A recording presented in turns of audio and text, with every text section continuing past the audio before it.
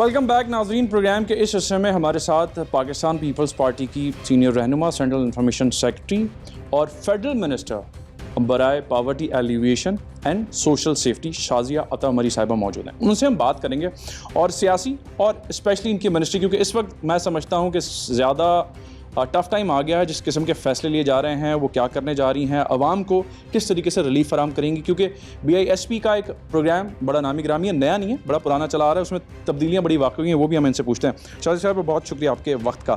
سب سے پہلے تو مجھے یہ بتائیے، اب حکومت وقت کے جو فیصلے ہیں، کتنا ٹف ٹائم آپ اور آپ کی منسٹری پر ہے؟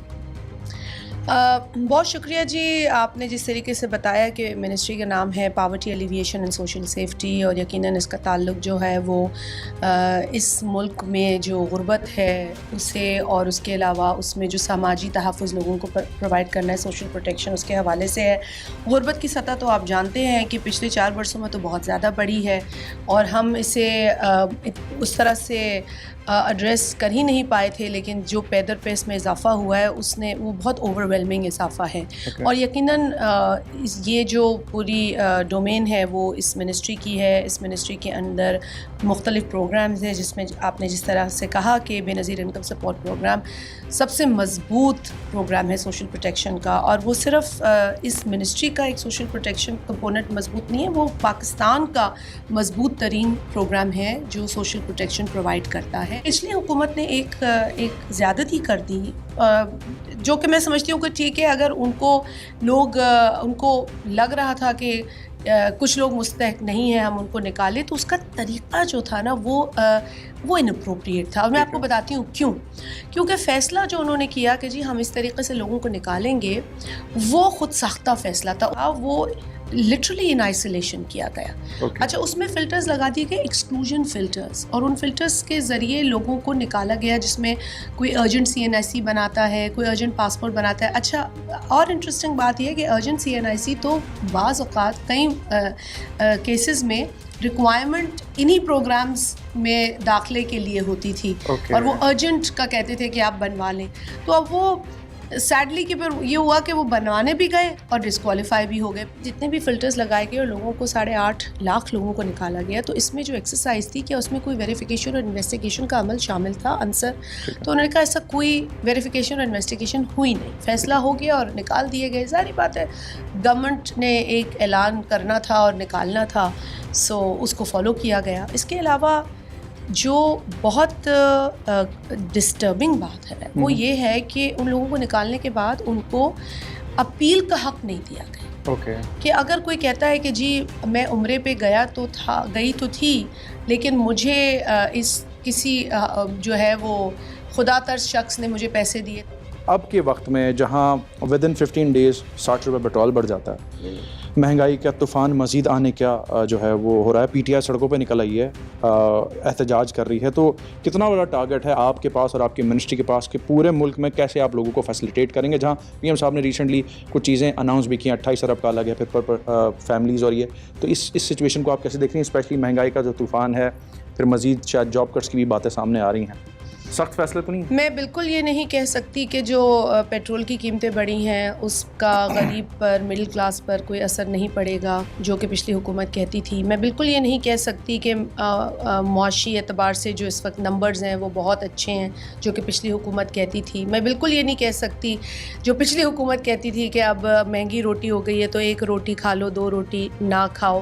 تو یہ چیزیں تو یقیناً کوئی بھی وہ شخص جس کا تعلق ڈائریکٹ عوام سے ہے اور جانا اسے عوام میں ہے، یہ چیزیں تو ہم نہیں کہہ سکتے. ہم یقیناً اس بات کا اعتراف کرتے ہیں کہ یہ بہت مشکل فیصلے ہیں، اور یہ اس قدر مشکل فیصلے ہے کہ اس سے جو تکلیف معاشرے کے ولنریبل طبقے کو ہوگی اس کا ہمیں بہت زیادہ اندازہ اور احساس ہے. اور اسی لیے جو ناکافی تو ہوگا اگر ہم تھوڑا ریلیف دینے جائیں، لیکن ناکافی جو ہے وہ بہتر ہے کچھ نہ ہونے سے. اور اسی لیے 28 بلین 28 अरब रुपए का रिलीफ पैकेज जो है उसका ऐलान कर दिया गया है। ECC में एक समरी मूव हुई, फिर ECC के बाद वो कैबिनेट में आई, ECC के फ़ैसलों को रेटिफाई किया गया और उसमें ये 28 बिलियन का अमाउंट है, जो कि 8 मिलियन रेसिपिएंट्स जो बेनज़ीर इनकम सपोर्ट प्रोग्राम के हैं उनको 2000 मज़ीद मिलेगा। इसी रिलीफ का जो महंगाई हुई है पेट्रोल की कीमतों में इजाफे के बाद, और द मंथ ऑफ जून का जो नंबर है वो बढ़ जाएगा। नहीं, BISP रिसिपिएंट्स का नंबर तो नहीं बढ़ेगा, वो भी हम बढ़ाने की कोशिश में है। 8 मिलियन से 10 मिलियन लेके जाना चाहते हैं, जो कि हम अब इस साल यही आगे का प्लान है।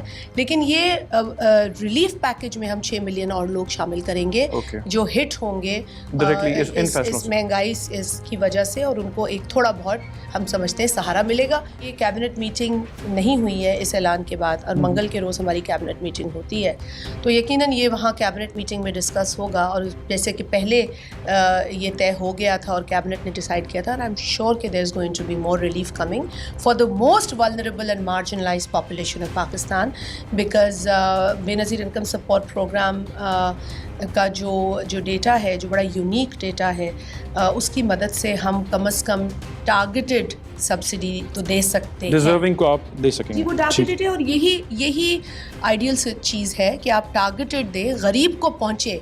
ये नहीं है कि आप एक ब्लैंकेट सब्सिडी दे और इसका फ़ायदा एलीट को ज़्यादा हो जाए। रिसेंटली वज़ीर आला सिंध साहब की तरफ से एक हुक्मनामा जारी हुआ है, नोटिफिकेशन तक नहीं है, लेकिन टिकर ज़रूर चल गए हैं कि जी 40% जो है वो पेट्रोल काबीना और जो ऑफिस बेयरर्स हैं उनका कम कर रहे हैं। तो ये फ़ैसला अमल दरामद हो जाएगा, और आवाम के लिए पाकिस्तान पीपल्स पार्टी क्या मज़ीद कर पाएगी? बिल्कुल ये अच्छा फ़ैसला है कि अगर POL के जो हमारा हेड होता है बजट बुक्स के अंदर, वो बहुत ज़्यादा होता है, और फिर जब पेट्रोल की प्राइसेस या डीज़ल की प्राइसेस बढ़ती हैं तो POL का जो अमाउंट है वो भी बढ़ता है। और अगर इसमें सूबा सिंध के अंदर चीफ़ मिनिस्टर सिंध ने ये ऐलान किया है तो ये अच्छा ऐलान है, और इससे यकीनन फ़ायदा होगा। इसमें वो जो POL अकाउंट है उसमें पैसा कम जाएगा, और वही पैसा कहीं और अच्छी लोगों की लिए ख़र्च हो सकेगा। सो आई थिंक कि ये ऑस्टेरिटी मेजर बहुत अच्छा ऑस्टेरिटी मेजर है, और इस तरह के ऑस्टेरिटी मेजर्स और साथ ही साथ रिलीफ पैकेजेस टारगेटेड सब्सिडी के ज़रिए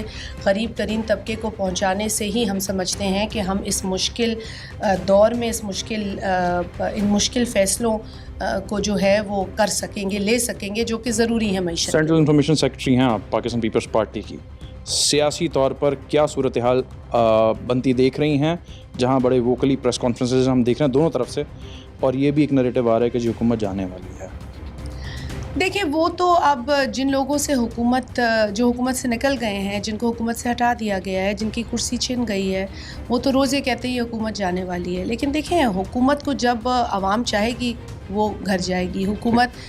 ये हुकूमत आवाम के वोट से जो है वो अपना काम करेगी। साबिका आवाम की उससे गई है, या तो हमने हमेशा से कहा सिलेक्टेड, और मज़ीद उन्होंने साबित किया अपने ऐलानात से और अपने ख़यालात से। मैं सिर्फ इतनी सी एक बात कर दूं कि देखें, इमरान न्याज़ी साहब की कुर्सी छिन जाने के बाद अगर उनको ये लगता है, खुदा न ख्वास्ता अल्लाह न करे, कि पाकिस्तान को ही नहीं रहना चाहिए, तो ये उनकी बहुत बड़ी भूल है। और मैं आपके तवस्सुत से कहूँगी कि पाकिस्तान तो ता क़यामत रहेगा। पाकिस्तान की अवाम ये फ़ैसला करते हैं कि किसको उन्होंने अपनी नुमाइंदगी देनी है, और इस शख्स ने जब इसके पास ताकत थी, इज़्ज़त थी, कुर्सी थी, तब भी ये कहा कि मैं अवाम के आलू और टमाटर के दाम देखने के लिए वज़ीर आज़म नहीं बना। अब उसके लिए एहतजाज ज़रूर